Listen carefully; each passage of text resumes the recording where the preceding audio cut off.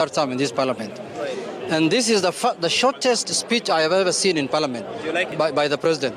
It has never happened. Looks like there were no serious issues to discuss with the Kenyan people.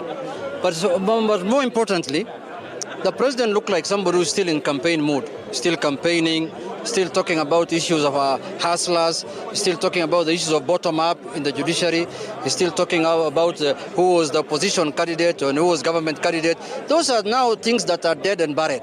With the declaration of the results at Bomas, those things are behind Kenyans. The worst thing I've seen today is that the president is still issuing new promises. He had issued promises during the campaign. He had a plan and manifesto. Today he was issuing new promises that are very new to the Kenyan people. So I don't know, is it promises over promises over promises? What is so new for you? There are a lot of issues to deal with NSSF, the savings he's talking about. All those things should have been covered in his manifesto when he was campaigning. But more importantly also, he is cutting the current budget that we passed in April by 300 billion shillings. I hope when Treasury brings that supplementary budget to National Assembly, where I sit as the chief whip, I hope that they show us the items they're going to cut the budget from. Because we want to know where that money is going to be cut. You know, cutting a budget is cutting like your flesh.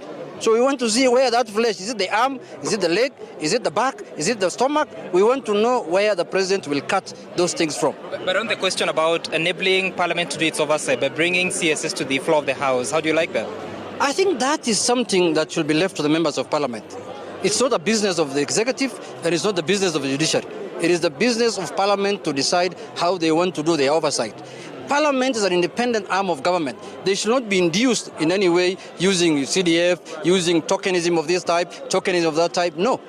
CDF has been there since immemorial. It was done through an act of Parliament and it is done through Parliament. So those are matters that should be left for Parliament to decide on their own. Not that the President should not use it as an inducement so that he can win the support of members of Parliament. That will not deter us from doing our oversight role as the opposition.